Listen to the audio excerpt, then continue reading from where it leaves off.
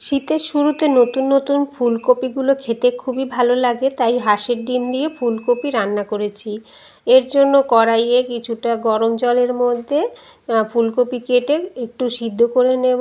আর এইভাবে ভাপিয়ে নিলে কিন্তু কপির মধ্যে যে ওষুধটা ব্যবহার করা আছে সেটা অনেকটাই বেরিয়ে যায়। এরপরে কড়াইটা খুব ভালোভাবে গরম করে নিয়ে জিরে, ধনে, মৌরি, গোটা এলাচ আর কয়েকটা লবঙ্গ দিয়েছি। এটা মশলাটা ড্রাই রোস্ট করে নামিয়ে নিয়ে কড়াইয়ে সর্ষের তেলের মধ্যে অল্প একটু হলুদ গুঁড়ো দিয়ে আলুগুলোকে আমি একটু লালচে করে ভেজে তুলে নেব। আলুগুলো নামিয়ে নিয়ে এই তেলের মধ্যেই আমি সিদ্ধ করে জল ঝরিয়ে নেওয়া ফুলকপিটা দিয়ে কপির গায়ে হালকা লালচে দাগ লাগবে সেই মতো করে ভেজে কপিগুলোকেও নামিয়ে নেব।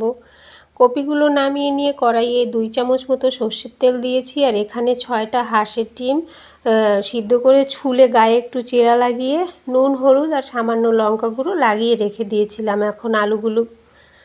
এখন ডিমগুলোকে একটু ভেজে নামিয়ে নিয়ে তেলের মধ্যে জিরে ফোড়ন দিয়ে অল্প একটু নারকেলের দুধ দিয়ে এর মধ্যে হলুদ গুঁড়ো, লঙ্কা গুঁড়ো, স্বাদ মতো লবণ দিয়ে একটু সময় মশলাটা কষিয়ে নেব। মশলা দিয়ে যখন তেলটা আলাদা হয়ে যাবে তখন আরেকটু নারকেলের দুধ ছিল সেটা দিয়ে দিলাম। আর এরপরে কিছুটা জল দিয়ে ঝোলটা ফুটে ওঠার পরে ভেজে তুলে রাখা আলু, ফুলকপি আর ডিমটা দিয়ে ঢাকনা চাপা দিয়ে 10 থেকে 12 মিনিট মতো রান্না করব।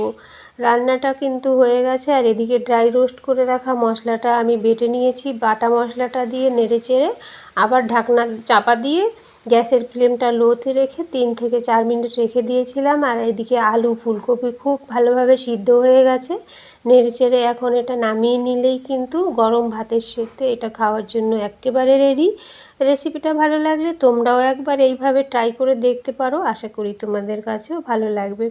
ভিডিওটা যদি ভালো লেগে থাকে তাহলে অবশ্যই প্লিজ একটা কমেন্ট করে দেবে। আর ভিডিওটা ভালো লাগলে একটা লাইক